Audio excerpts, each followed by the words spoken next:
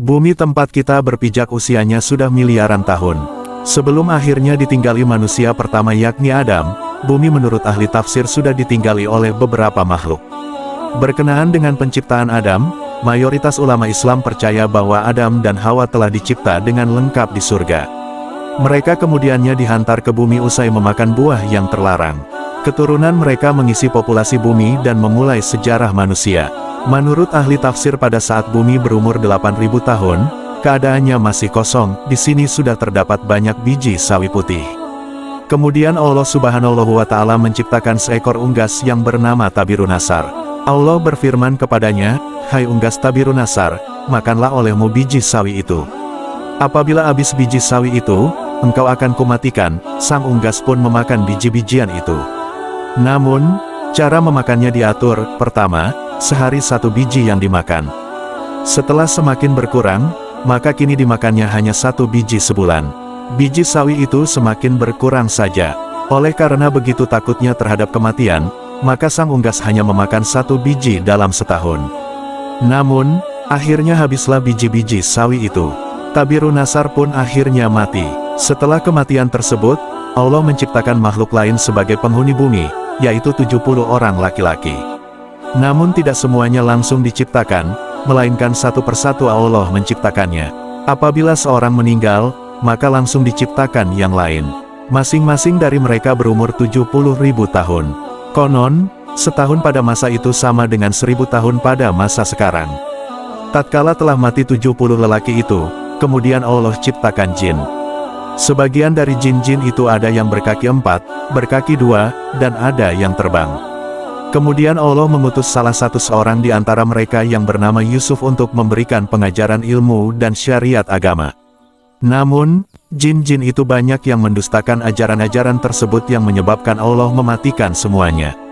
Penghuni bumi berikutnya adalah suatu makhluk yang berpasangan. Rupanya seperti binatang, keluar dari dalam neraka. Binatang itu pun beranak, dan anaknya dinamakan dengan Azazil. Setelah cukup besar, Azazil mulai melakukan peribadatan kepada Allah 1000 tahun lamanya. Setelah itu, Allah mengangkatnya ke langit pertama. Selama 1000 tahun, di sini pun ia tekun beribadah. Allah menganugerahkannya sayap yang terbuat dari manikan yang hijau. Dengan izinnya maka terbanglah ia ke langit kedua.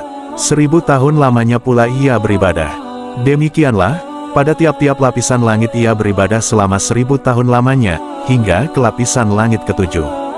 Sementara itu, di bumi saat itu sudah ada penghuni lainnya, yaitu dari bangsa jin yang bernama Jana, 70.000 tahun lamanya hingga lahir anak cucunya. Kata ahli tafsir yang lain, 18.000 tahun mendiami bumi yang kemudian menjadi sombong dan kufur. Allah pun mematikan Jana, sebagai gantinya adalah yang bernama Banunal Jana. Ia mendiami bumi selama 18.000 tahun lamanya. Ia juga dimatikan oleh Allah.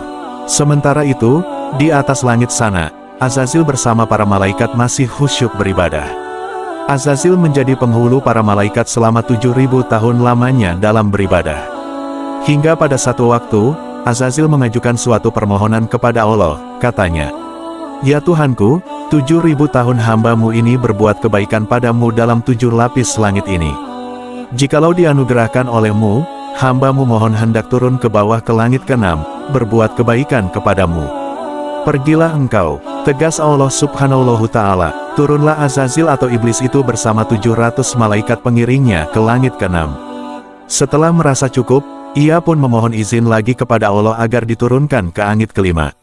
Di langit ke-5 pun ia memohon diturunkan ke langit yang di bawahnya, dan demikian seterusnya hingga sampai mereka di langit dunia.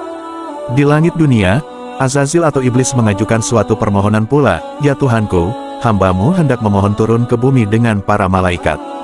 Bahwasanya hamba-Mu hendak beribadah kepadamu di bumi itu. Ya Tuhanku, betapa Bananul Jana telah banyak berbuat kerusakan di muka bumi.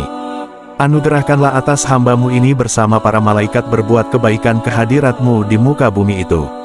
Allah pun mengabulkan permohonan Azazil itu. Diturunkanlah ia bersama 700 malaikat yang mengiringnya untuk beribadah di muka bumi, setelah sebelumnya Banunal Jana dimatikan karena banyak berbuat kerusakan.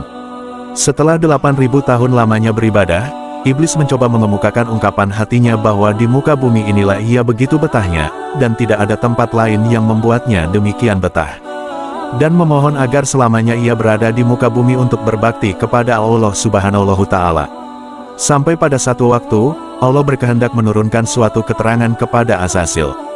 Firman-Nya, "Ingatlah ketika Tuhanmu berfirman kepada para malaikat, sesungguhnya aku hendak menjadikan khalifah di muka bumi." Mendengar firman tersebut, Iblis menjadi berduka, disebabkan dengkinya.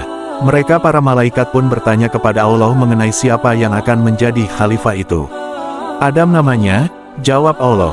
Mereka berkata, "Mengapa engkau hendak menjadikan khalifah di bumi itu orang yang akan membuat kerusakan padanya dan menumpahkan darah, padahal kami senantiasa bertasbih dengan memuji engkau dan mensucikan engkau." Allah berfirman, "Sesungguhnya aku mengetahui apa yang engkau tidak ketahui." Quran, Surat 2, ayat 30.